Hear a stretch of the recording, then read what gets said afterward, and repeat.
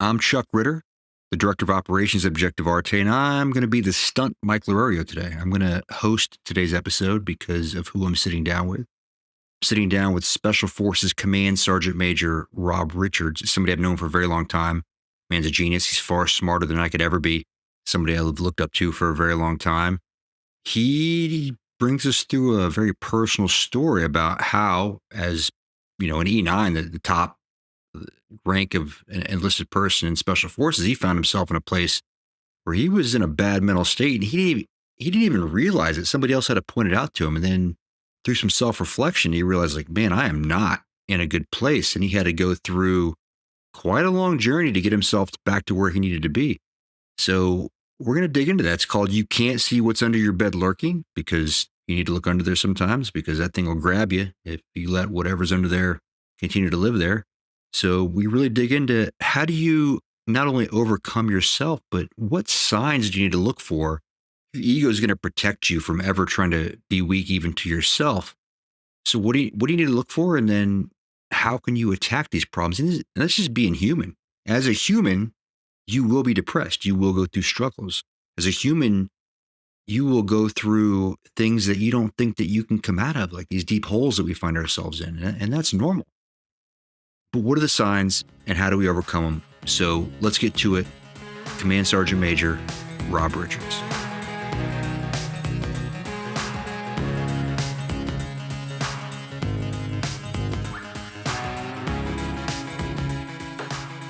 All right. This first topic is something I've heard you say quite a bit. This word, get your thoughts on it. The word self-efficacy. In the past, you have said that you believe that achieving that is critical for really anybody. What do you mean by that? So self-efficacy for me is all about being the best you possibly can be. The most important thing in special operations is always driving towards excellence, especially as part of a high functioning team. So when it comes to self-efficacy, we have certain waypoints as we're moving through our career where you can do some check-ins and really explore where your strengths and weaknesses are. And that's really what I'm talking about. And is this like a word that you came to start using in the military, or was this something that you started using like your whole career? I've always used it. As you know, Chuck, I come from a different background from most folks in the military. I have a background where I worked in big biotech right before the Army. Efficacy is everything in biotech. And that's really where it derived for me.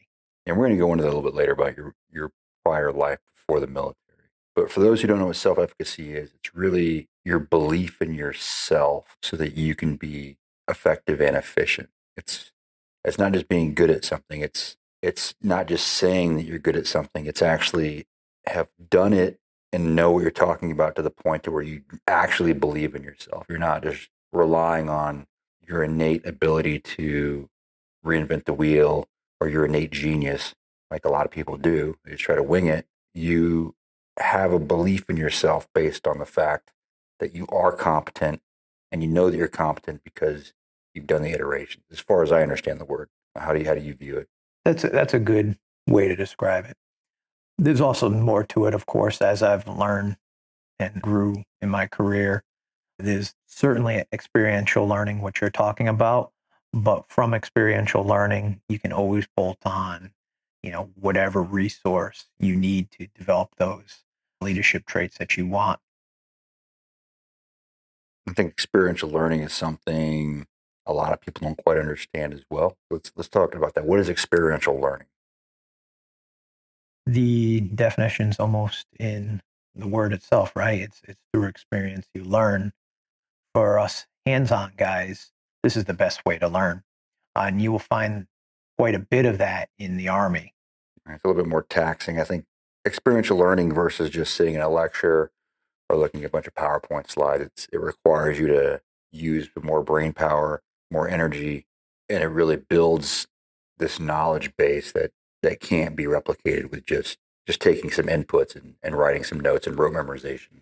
Absolutely. Most of our public school system is employing experiential learning. You'll get it in college or university. Experiential learning is critical to actually putting all the conceptual pieces together in exactly what you said. And people hate discussion boards in college, but that's part of the learning process where you have to actually do something yourself and then come back and state something or present something based off your analysis versus just taking a test.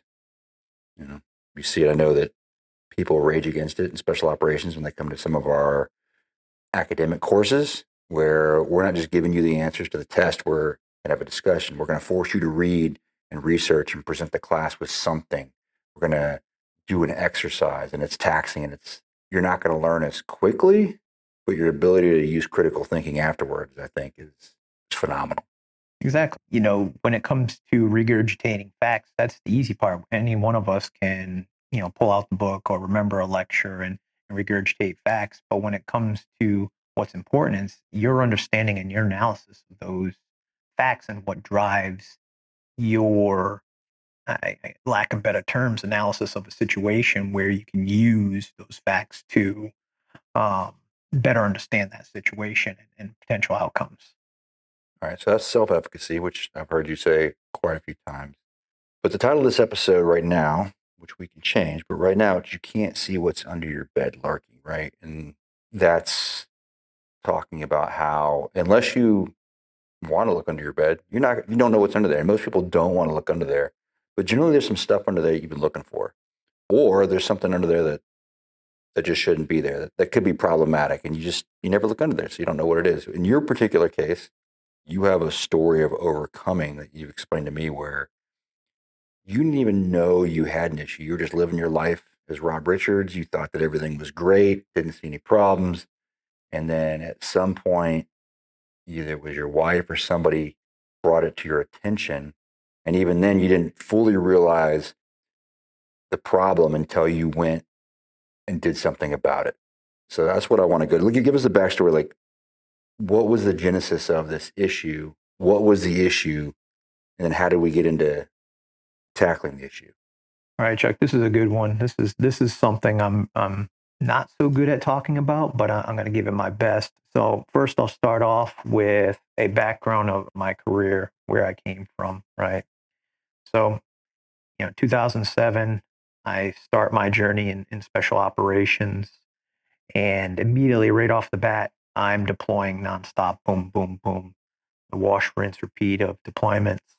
Well, here we are in 2021, and I've now done 10 deployments, and things are starting to slow down. We're looking at post-war in Afghanistan. We're looking at potentially a more peaceful time, maybe not in the world of geopolitics when it comes to near peers and competitors, but active conflict. We're deployed. With that, the slowdown was particularly challenging, right? 10 deployments, 7 of them combat. And I'm thinking I'm just me. The guy that went on his first deployment is the guy that is gone on his last deployment and is experiencing this slowdown. But not the case. In reality, little pieces of me were dropping away. I'm noticing that my emotions aren't quite in tune with everyone around me. The day I noticed it, actually, my son was playing t-ball, and I'm sitting there in the crowd in the bleachers, and the parents are all going nuts around me, and they're cheering on their kids, and I'm sitting there stoic, and I'm thinking to myself, oh, this is odd. Why are they so excited? What's it with them that makes this so exciting? And I'm just not feeling it. Just not feeling it. And when it comes to where I was in life, I'm like, well, maybe it's that. No, it's everyone else but me. I'm the only one. And so I was kind of jealous. I wanted to feel excitement. I wanted to enjoy life. And that's when I decided to enroll in some counseling and later on some actual therapy to explore what was going on with me. So you went to therapy. Like, What were the means, the avenues that you took? And because there's different types of therapy, and even lately you've been messing with the stellate ganglion block, later, but that was years after this. Yeah, and Modalities, I guess, is the word I'm looking for. we'll approach this like we'll go into depth as we go along, and I'll stop so you can ask some questions along the way. But first, why I went into therapy, right? That's where it started. I want to enjoy life. I was missing something. Going to the amusement park, the rides weren't as good. Going to my kids' concerts and recitals wasn't so fun. All the things that you should enjoy about life just wasn't there. That was the trigger for me. And real quick, this is you going into therapy at a very advanced stage of your life too. This is how many years in at this point? So okay, 2021. Yeah, I'm a company sergeant major at this point, and so that is top of the enlisted promotion. For us, a lot of guys start retiring at this point. This is now for me, I was a little quicker, weird guard time math and stuff like that. I was sitting at about 18 years of service. And so I'm recognizing the wars, and part of it is, the wars are over and I'm recognizing that. And where should my focus be? I'm noticing, the wash, rinse, repeat cycles of deployments aren't really there. That was my purpose. That was my drive. Everything was focused towards that. And now it's like, well, I've been neglecting this whole other thing over here called family. Oh, and by the way, what are my hobbies? And what do I do with my life day to day? Whereas I'm graduating up into these more senior levels, and now I'm taking a step back from that active tactical role. So that's where my head was at. That's what got me in the door at therapy. And to be honest, that was just scratching the surface, because once you unlock that door, all that is pushed into, I guess the best way to say this, compartments starts to come flooding out. And that was almost overwhelming. So here I am at my first therapy sessions. I was in a program called Intrepid Spirit Return to Forces. Amazing, amazing program. It really focuses on folks that plan on continuing to serve, addressing the physical, spiritual, psychological issues that have accumulated over a career, and getting that person right to serve 5, 10 more years. This podcast episode was recorded in the Brief Lab. More importantly, we could not have built Objective Arte without the Brief Lab. We've done almost all of our planning and execution using the facilities to include their new quiet workplace.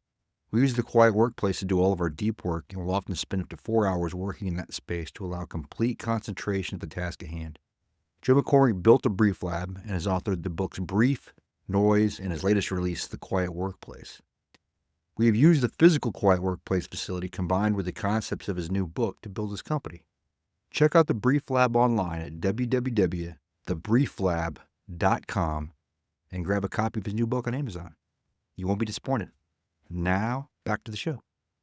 Part of that, and what we're talking about, is the psychological component. Stepped in there, not expecting much, but I did want to work on this family piece because I just felt like I wasn't living life to its fullest. And we started working through my deployments on what was most stressful. We used EMDR, and in this bout, we uncovered that there was definitely some feelings of guilt, shame, and we really talked about the psychological pathways on what you do, why you do it. Well, I worked through that, come out the other side of a 5-week program, and it's not much better. A couple months go by. I end up taking a survey for SOCOM.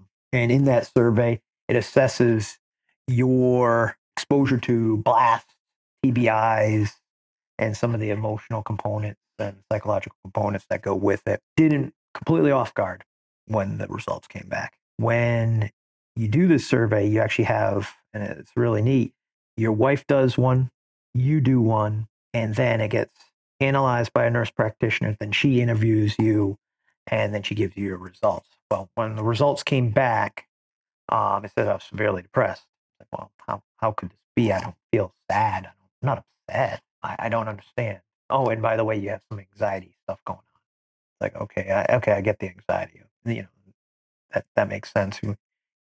There's always this sense of like I want to do well, I want to push myself to my extremes, right? But depression, that doesn't make sense to me. Well, I start my second round of therapy. The second round with a therapist, he starts digging into, well, what is depression, and why do you think you are depressed? Well, come to find out that the worst cases of depression are actually when you shut down your emotions completely.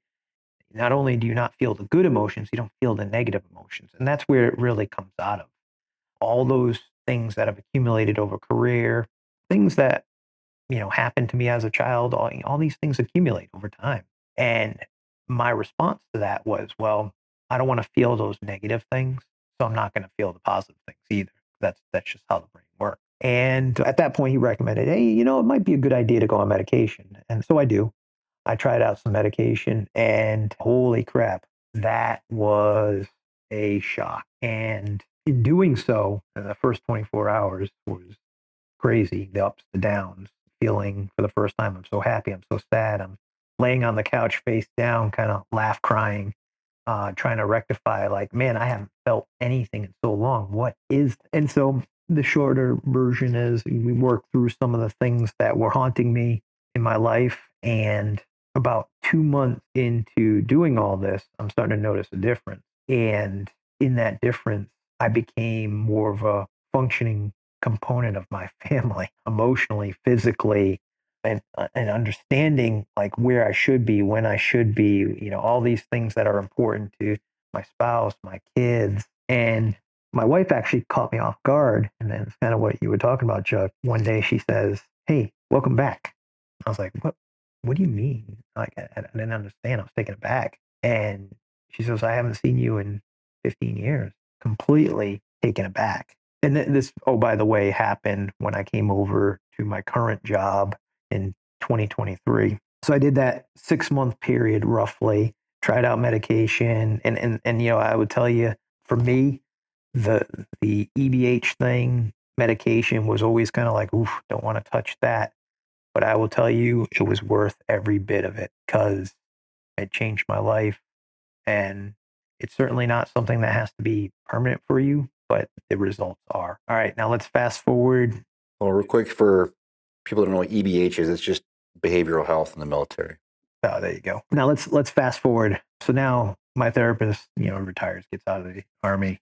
That's okay. And I think I'm good, and I'm gonna continue on my way. But I'm starting to fall in these same patterns. This time, depression's really real. Like now that I pulled myself out of emotionless depression, I came back up. I felt really good, and then I wasn't really addressing the issues that are related to self-efficacy and believing in myself and all those things that are so important to your psychological well-being.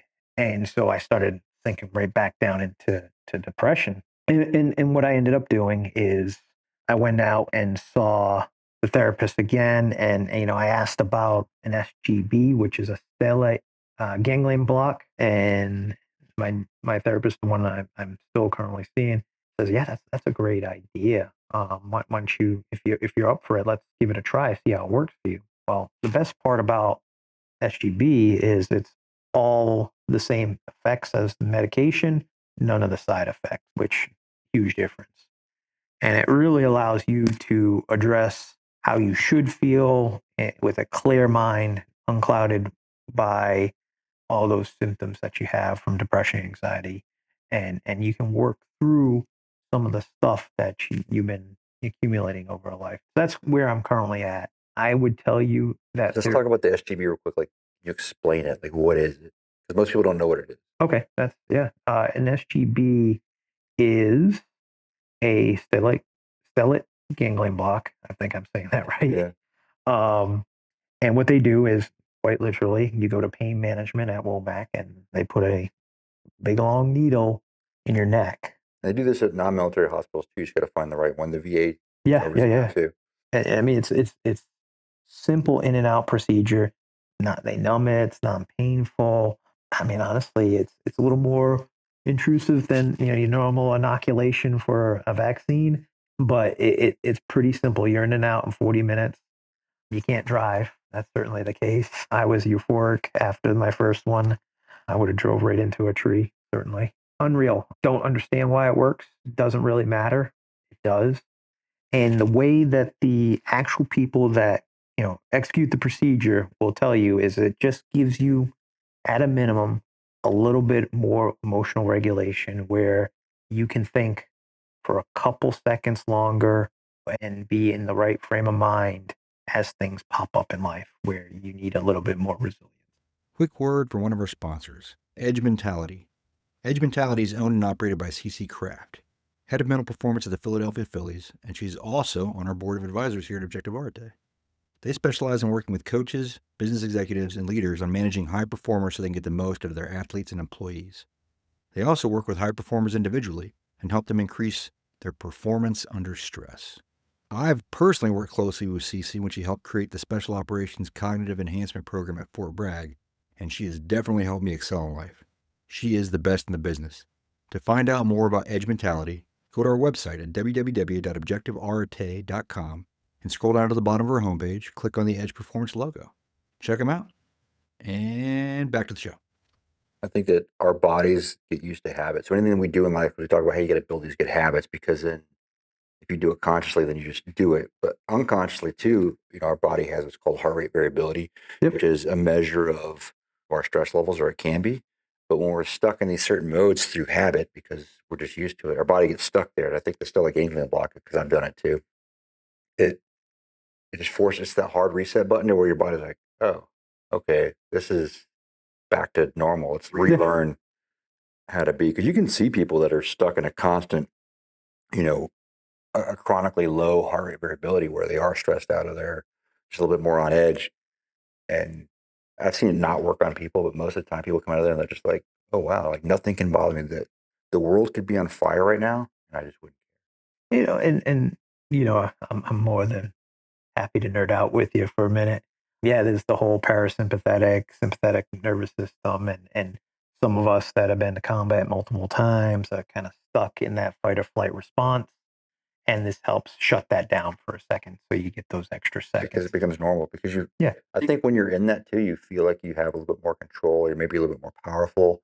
And then a lot of times when you're in that rest and digest mode, you are a little bit more vulnerable because that's what it's for. Like the body does those things for a reason, and it puts you in that mode because now you're ready for. Yeah, survivability. Yeah. Yeah, absolutely. There's the problem we have, victimization, right? And I think it's noteworthy here, and I want to add this.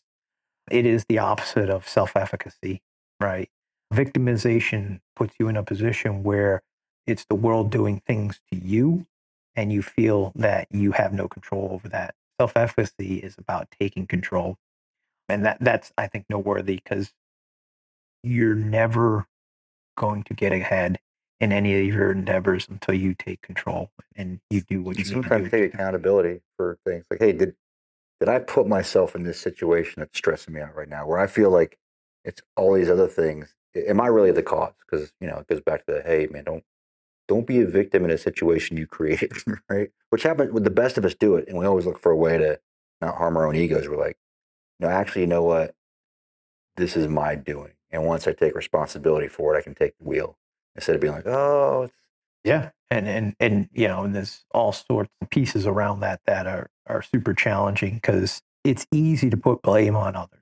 It really is, but it's really hard to look at yourself and reflect on, maybe I probably, yeah, no, I am responsible for this, and my actions weren't the best.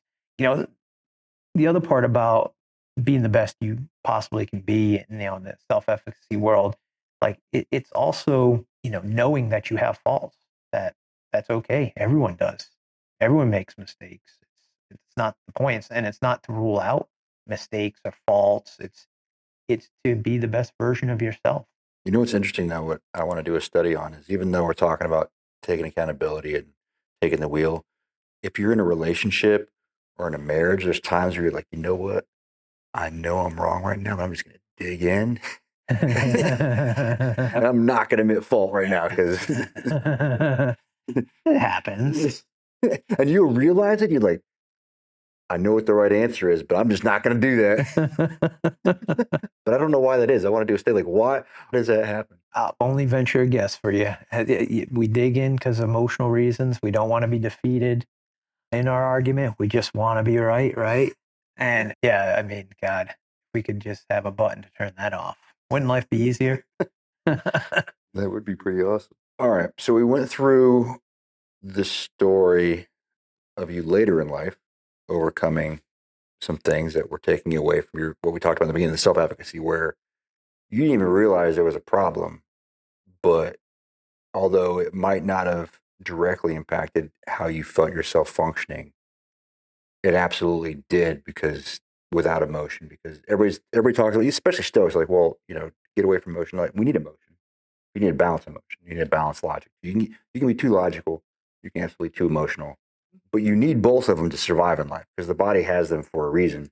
Which I'd argue that logic in the day of the internet might be a dying art. That's a different topic to talk about right there. But let's go back in time. So this is later Rob Richards, but before you joined the military, you were a successful civilian. Let's cover what you were doing there and how you even came to join the army, kind of at a late point in your life, considering like people like me joined at 19, which you did not. Right. Yeah, this very much defines on, who I am and how I think. And, a lot of my presentations to guys in the Institute and when I go talk to the operating groups, will have this laid in there just so people understand who I am. So to start, I had a pretty typical, upbringing.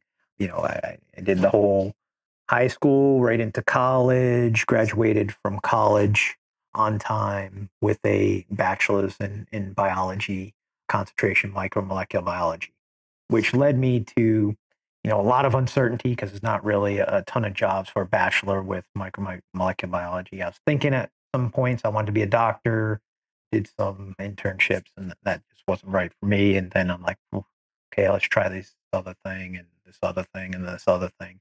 And it led me into teaching, which is a funny, whole that can be a whole podcast in itself.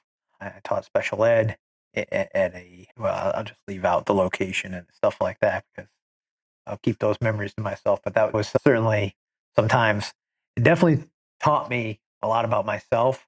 But ultimately, I landed in big biotech and worked my way up through some of the ranks there into executive leadership. And I will tell you, there was a theme there, right? I was doing the next thing. I kept moving through life. What is it that I am looking for? Because I was lost. I couldn't find a purpose. And it was challenging. I jumped from all these different jobs and some jobs I jumped right after the year would be up. Got my experience going to the next one. Hopefully what I find in this next one will be what I'm looking for. Just never happened. Oh, and by the way, while I was in college, I went to basic training for the National Guard and, oh, excuse me, the reserve later transferred into the National Guard. And I found something special there when I did.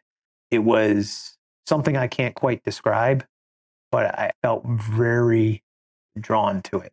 So life's going on, and I run into one of my good friends, and he goes, "Hey, Rob, hey, I just joined the SF National Guard.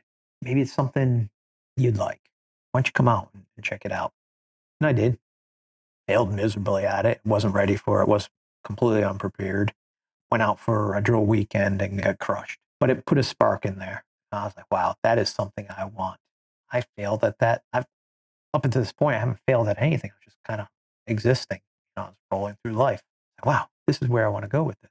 And so I try again. I get in, and then next thing you know it, I'm going through a qualification course, and these are all happy times for me. I'm like, wow, I found something I truly enjoy, and to the point where I knew this is what I needed to do, and then it's all about purpose, right? I knew this is how I want to now, and I'll tell you, I had the office with the window on Cape Cod in downtown Boston.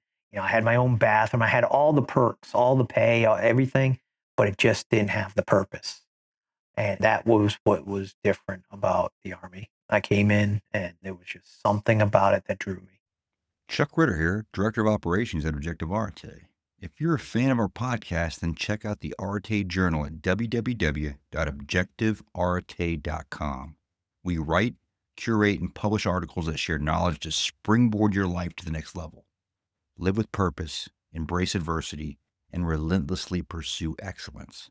Sign up for our newsletter while you're there and get updates on our latest articles, podcast episodes, and upcoming events. Or just drop us a note with future podcast topics and guest suggestions. That's www.objectivearte.com. Now, back to the show. So you were successful, but it didn't provide fulfillment. So I think a lot of people, they confuse them. Like they confuse this image of success, all these cars, this money, and this perfect life, and that's going to lead to happiness. But that's not reality. Fulfillment is very personal. And you got to figure out, there's lots of very poor people that I know that are completely happy in life, and they don't need that stuff. Right? Because it's personal. You got to figure that out. 100%. I was the guy thinking that the status, like you doctor, right? That's a status symbol. The pay that comes along with it. I was like, yeah, that's what success. Obviously, I'll like doing that. And yeah, just like some of my friends, I mean, who doesn't like money? I'm like, okay, yeah, I want money. I want to work hard and be proud of what I do. But that premise falls apart the moment where you don't see the value in your work, or you don't see the value in what you're doing.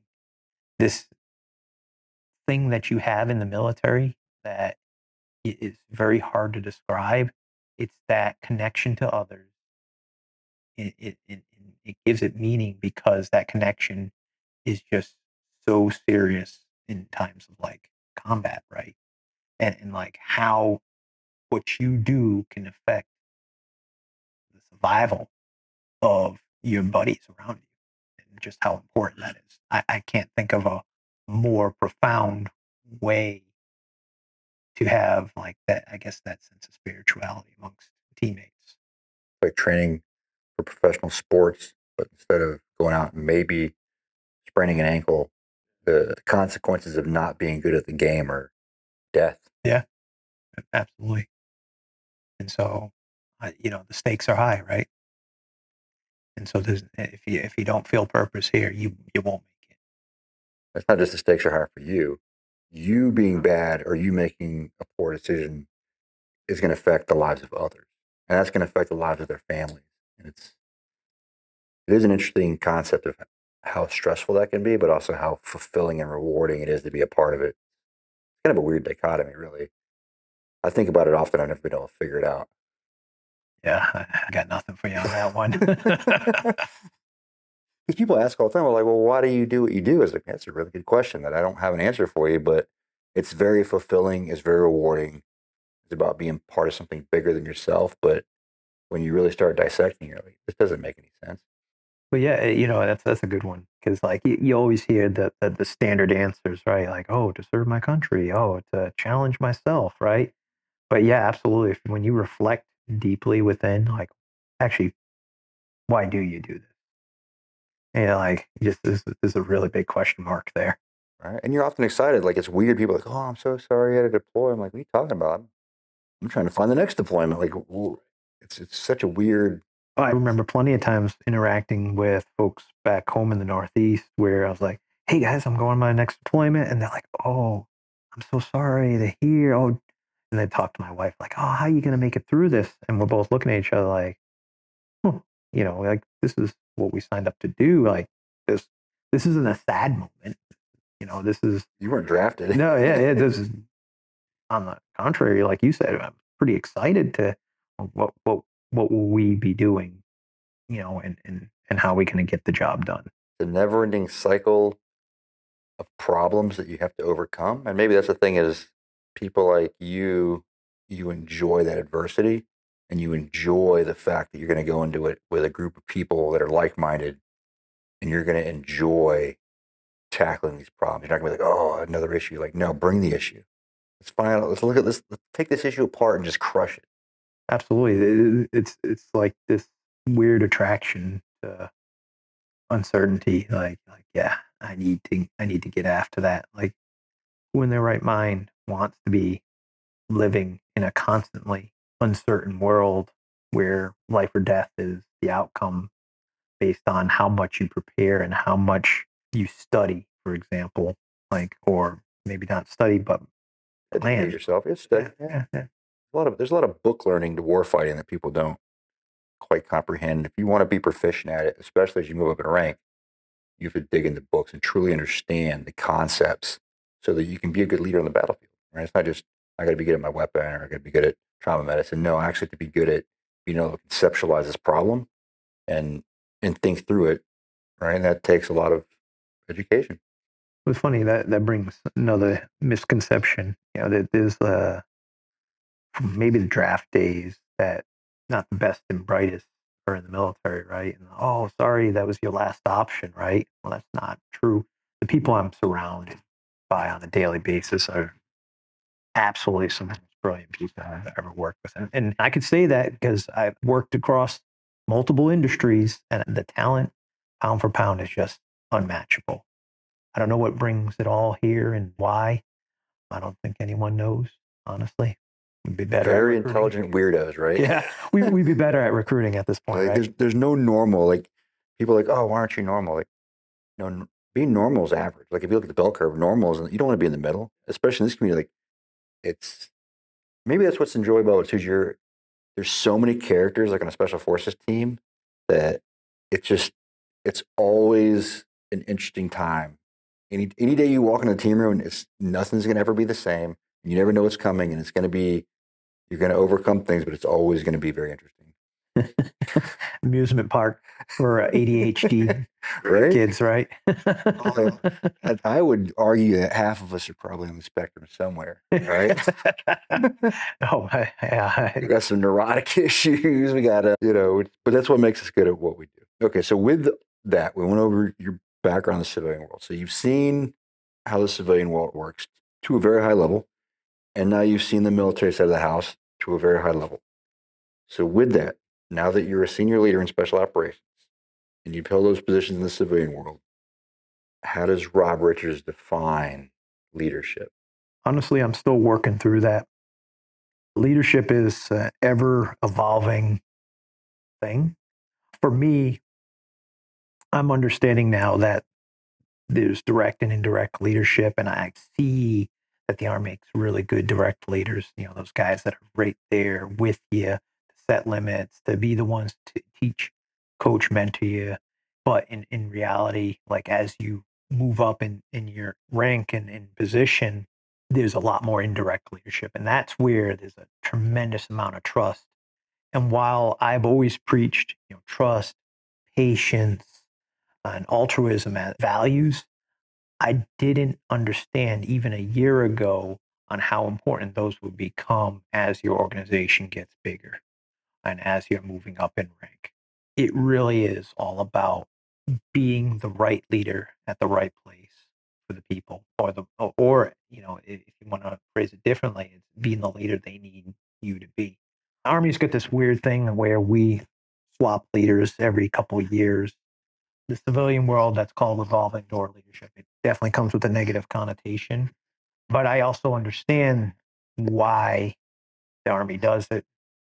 In the Army, you pour yourself into each position as a leader, and by the time you hit that 2 year mark, it's about right to move on because you are mentally and emotionally drained. It's Mike Lorario, who's our normal host, often says, he says, as a leader, you got to meet people where they're at instead of trying to force them to be where you're at. It often causes a disconnect. And to do that requires some humility and the ability to realize that at some point you were also there. So you didn't, it's called the curse of knowledge, right? Where you can't fathom that you didn't know all this stuff. But you got to realize, like, no, it took you a long time. Even you said it, even at this point in your life, you were still trying to define it for yourself. You're still on this journey. You don't have all the answers. And I think that's always important to realize as a leader, like, okay, well, I have to know my target audience and I have to adjust myself to them, not the other way around, which a lot of people, they like, I don't understand why these guys just aren't getting it. Well, look at the way you're presenting it. And to that matter, right? So I'm a Gen Xer, and There's always jokes about the millennials. Well, now we're on Gen Z, right? That's coming into the army, and each generation, whether it's defined as folks say it is or not, it doesn't matter. There are certain differences as we move along, right? Gen Xers communicate different from millennials for the most part, and millennials communicate different from Gen Zers. And my point is that I've had to grow, right? My generation was execute, do it as I say, right? And no questions asked, execute, right? And that's what we did. We're like, okay, Roger that, moving out. And then millennials want to hear the why. And that was fascinating to us. And I had to adapt my leadership to, okay, guys, this is what we're going to do. This is why we're going to do it. This is why the world is the way it is. This is why we're doing this or not doing this. And that was actually impactful for most folks. And that's how I communicated up until recently. Now I'm starting to find in my latest rendition is Gen Zers not only want the why, but they want you present. They want to see your face. They want you to be, the proverbial dad coming to watch, Junior at the soccer game, and then having those deep why discussions with them. So, like you were saying, Chuck, like there is an evolution to leadership. It's not static. Leaders are today will not be what leaders are tomorrow. But there are certainly principles that you should abide by that, that will make you more successful as a leader. I started talking about trust. That's my biggest one. I mean, it's the easy one. It's like kind of the poster of all, leadership values, right? You got to have trust in your people. And what I mean by that is you got to have trust so that your folks are allowed to fail but learn from it. And in there, that's why I have patience, right? You got to give yourself patience. You can't be that guy that just jumps in there to help them out. Going back to the bigger organizations in direct leadership, you might not have the opportunity to step in there and help them out every time, right? And then there's that altruism, right? You want to bring people to their highest point. You want to make the best versions of themselves and shorten that learning time that it took you to become a leader as much as possible by just infusing them with the bits that will help them out. It's interesting you talk about, the leaders of today aren't going to be the leaders of tomorrow. Or, the same type of steps. I've thought like, okay, let's take Teddy Roosevelt, for example, right? A powerhouse of a leader, right? Came in, but I'm also like, okay, well, if Teddy Roosevelt was Teddy Roosevelt in today's time, this dude would probably just be canceled, right? With the stuff he's saying. And it probably just would, although that is something like you take a lot of lessons from the things that he did. But if you try to do that in the ways he did them now, I just don't think it would be that effective because people wouldn't be as receptive to it. They'd be like, man, this dude is an asshole. Right. And the social media would go wild and be like, cancel this guy. And then He's all done. Yeah, you're not wrong. I mean, I'm hard pressed to give you any kind of understanding of why it changes over time and our understanding. But, that I'm sure part of societal norms.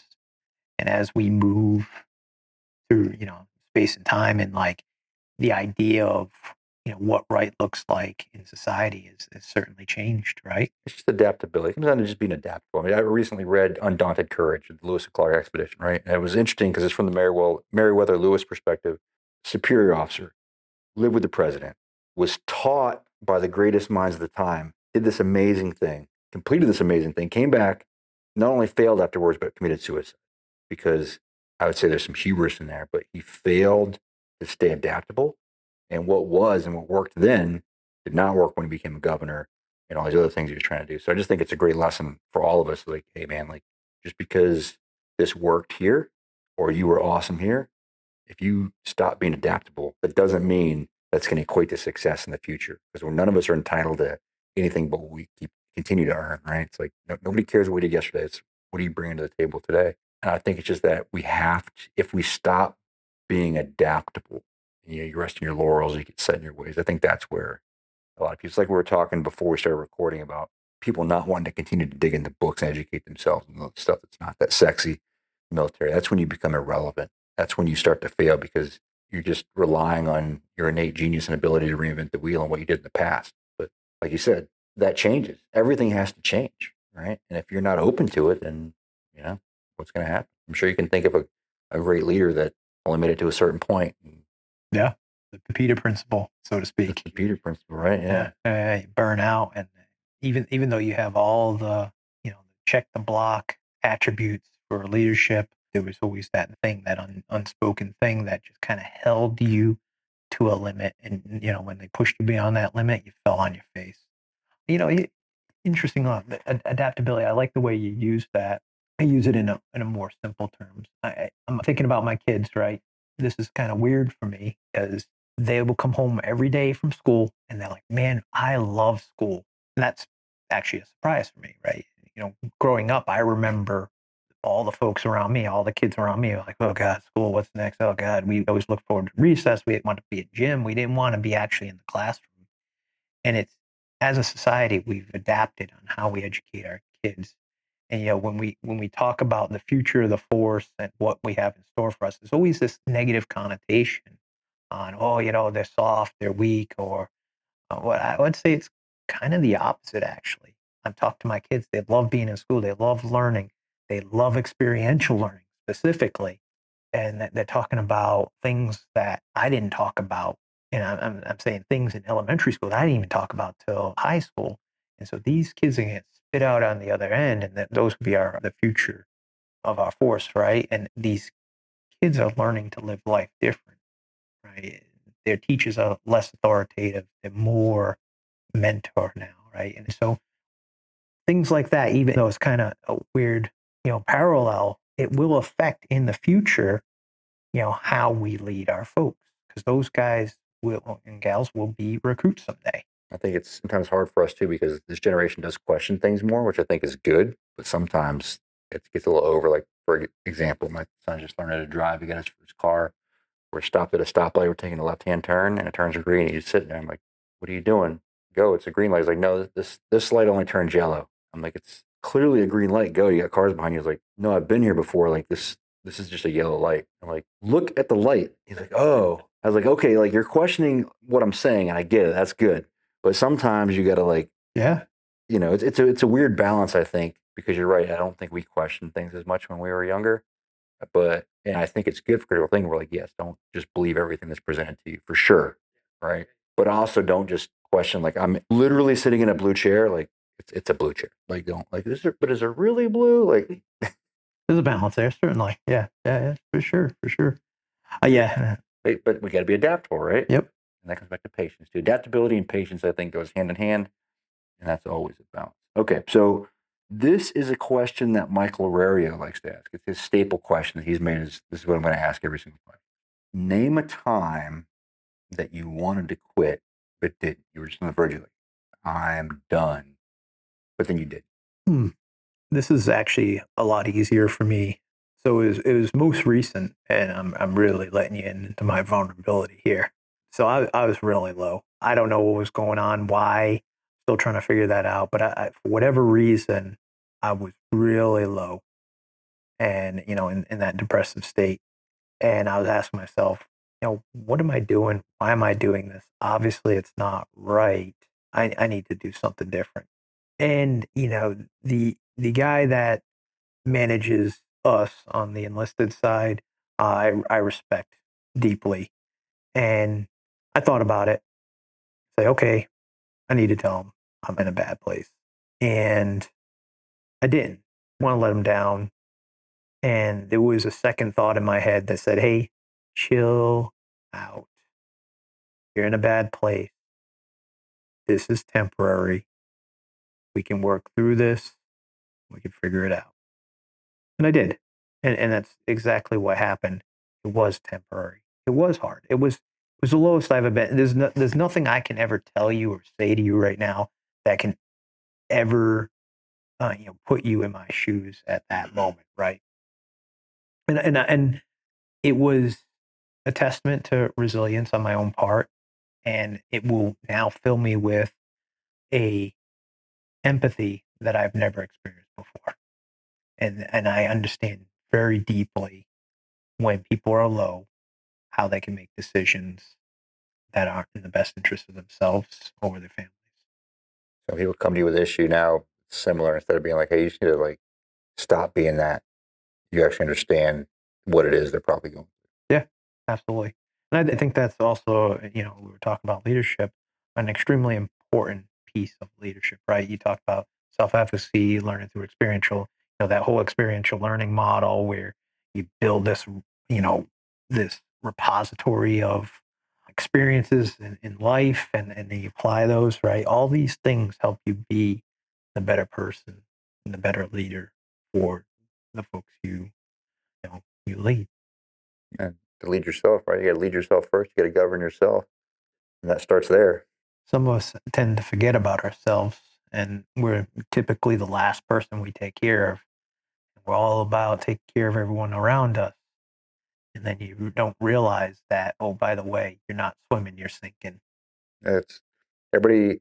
The word selfish is often this derogatory term, right? But the reality is, you have to be selfish. You have to, you get selfishness and selflessness, but Michael Aurelio talks about being the fulcrum all the time. But the reality is, you have to balance that. If you're not taking care of yourself, you can't be selfless and take care of other people. You have to balance it. It's good to take care of yourself. It's good to educate yourself, go to college, take some time for you, do things that are for you. Being proud of your accomplishments and bragging about this time is perfectly okay. Like, take care of yourself so you can take care of other people. A lot of people, when they just go and they devote time towards others, when they let themselves flounder, then they stop being as effective with helping other people. They don't even see it.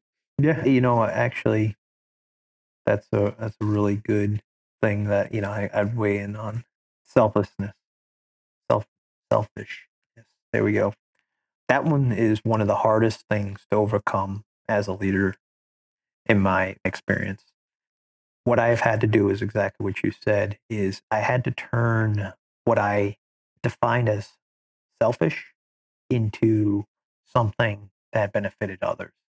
For example, I brought up the specter of intrepid spirit, the whole return to forces 5-week program where they do a head to toe assessment of you and work on all your dimensions, right? In by our very definition alone, that would be selfish. Well, what is more selfish? Denying yourself that opportunity to make yourself better, right? And so by doing that, now you're presenting as a leader who is potentially compromised emotionally, mentally, right, from all the different TBIs, deployments, all these things, right? Or are you taking care of yourself and being the best leader that you can be for your people? That was significant for me, right? And so, whatever reason, we're not designed to be in the army so many years without having regular checkups, or at least soft. I can speak to soft. The folks to my left and right are doing the same thing I am in a lot of ways, and I get it. It's necessary, and I think there is a change in perception on taking care of yourself. That selfishness label. Or personal gain. People like, oh, you're doing it for personal gain. Like, And yes. yes, but you've got to be the best, right? Just like you would think back to the days you were on the squad or on the team, right? You would you would make sure that you were prepared for the operation. You would make sure all your stuff packed out. You would make sure you get a good rest period between, operations so that you're not that you're not injured, that so you're not a liability to the guys, right? And so very much the same things, right? And somewhere along the line, whether it was in like basic training or something, maybe we started associating, medical care with selfishness because there's always the stories of the guy like, oh yeah, I'm going to get a profile so I don't have to do PT, right? I don't know how much that's true anymore, but maybe that's where it comes from. I don't know. But if we deny ourselves, the care, the education while we're still in, then we're denying our subordinates, the best versions of ourselves. Building your net. We're just taking care of yourself. Like, we do it. The whole thing is like, well, that person's doing it for personal gain. Well, yeah. But for instance, right, I've always had a thing like, why are you on social media? why do you care about messaging all these people? It's like, well, I had somebody tell me that once. I was like, well, you give a lot of speeches in the military. Like, well, yeah, I have to in my position. I was like, okay, do you come in here and want 5 people in the audience, or do you want this place filled out because you believe your message needs to impact the maximum people? I was like, well, yeah, it's personal gain if I'm making posts and I'm growing a followership.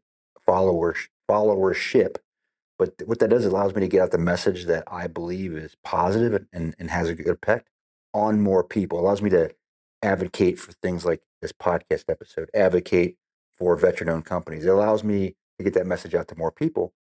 I don't get paid for it. My personal gain there is the fulfillment in doing that, right? That's the purpose in it. And I think people often think you see in social media, like, oh, that person just self-aggrandizing.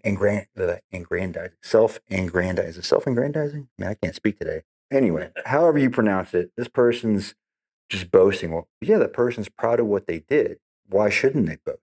You should be proud of that person. Stop being that. Maybe you're the problem. Like, help people take care of themselves.